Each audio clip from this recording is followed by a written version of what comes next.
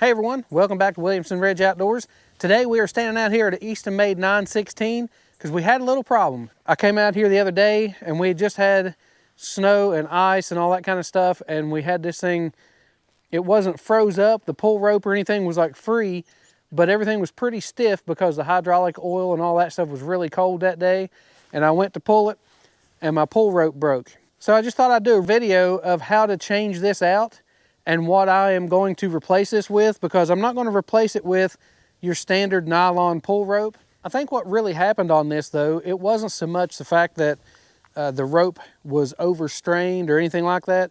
I do store my splitter outside, so it is exposed to the weather and sunlight. So when you have rain and stuff and this rope's wet, and then you end up having the sun shining down on it, and then it goes through several seasons of that, then it tends to somewhat dry and rot this kind of stuff out. So anyways, what we're going to be repairing the rope with is actually paracord. I've used this on a couple other pull ropes before, and it seems to work really well. But this paracord is actually rated at 500 pounds breaking strength. So I think it will be plenty's enough. And like I say, I've used it actually on some other pull ropes and I've had no problems with it. So let's get in here and pull this cover off and measure out how much rope we need, because I want to have pretty much the same length of pull cord that I had from the factory. That way everything's kind of back the way that it should be.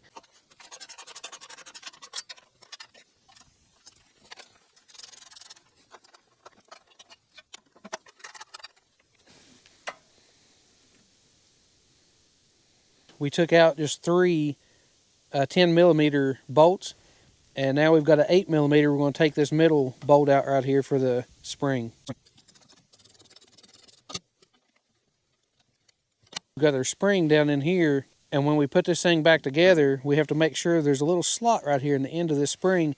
It actually hooks on the end of this little opening right here. I'll get you a closer look at that whenever we go to put it back together. You just kind of want to hang on to this stuff, make sure this stuff don't fly out of here.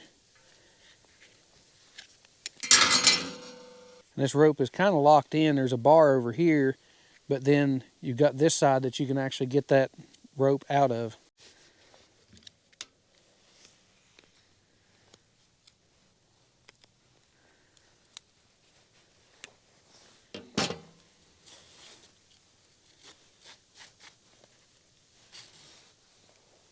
So I've cut the paracord to the length that I needed, and on these ends, I'm going to go ahead and just kind of burn these ends a little bit, because that stuff's like a plastic, and if you burn it in, you know, it'll kind of melt together and keep these ends from fraying and kind of loosening up.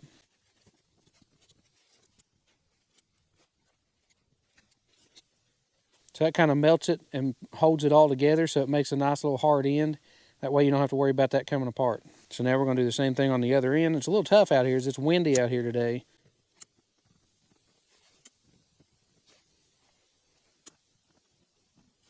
So now we're just going to put it right back through the hole where the other one was at, and we're going to tie a good little knot in there.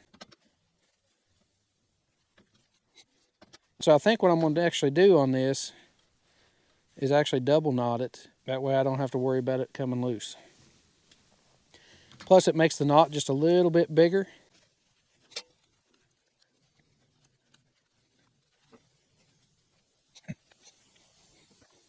All right, now the direction you want this rope to wind, you want it to wind in a direction that if you hold this cap still, it'll make the little flippers flip out so that they'll catch on the crankshaft there on the motor.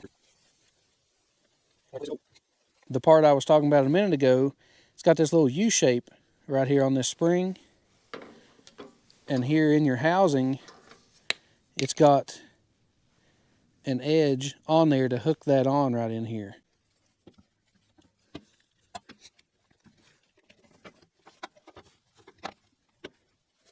All right, so you can see that I've got some rope hanging out of this, and the way that we're going to preload that in order to get it to take up this slack is actually pull the rope out all the way. So I'm going to go ahead and pull my rope back out of here.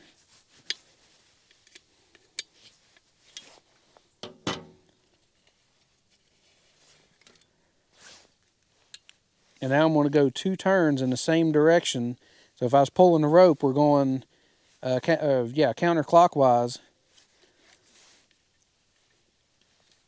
So right there is one turn. I'm gonna go all the way one more turn, just because I had about a wrap and a half probably in length that I needed to be able to get of that excess string or excess rope. So now we can put our rope back through the hole, and we're just going to let it slowly go back in. And if you've got enough preload on it, then it'll pull it all the way up to the hole, which it does. So we're good there. So now we're ready to put our handle on. And what I'm going to do is stick a screwdriver down through here to keep that from turning, so I don't have to be fighting with the rope. Now this pull string looks like that it's not replaceable, but actually has a cap in here that you actually just pop that out of there, and that way you can get to your pull rope. So I originally had put this on once already, and then realized that I needed to put a little extra tension in there to take up all the slack. So now we can just put our rope on here, and like I say, I'm going to double knot it just to make the knot a little bit bigger. I'm going to pull it up in there, tuck it in there nice, and then stick it back in our handle.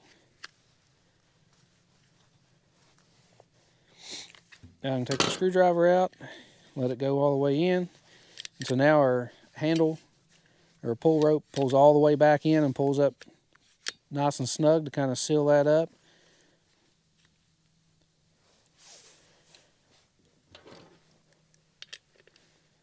I'll make sure I snug that down. So now, to make sure this is working right, whenever you pull the rope, you can see those little flippers come out, and that's what you want. So we can pull it all the way out to the end of the rope, and as soon as you let off the rope, those flippers come back in.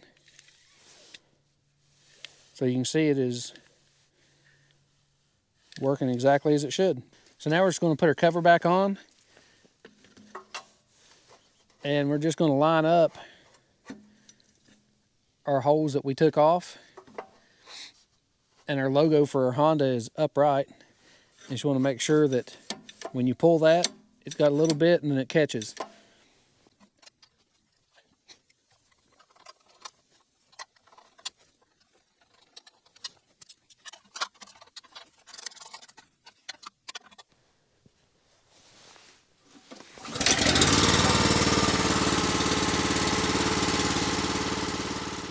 So that fixed that up, it's got it going good as new.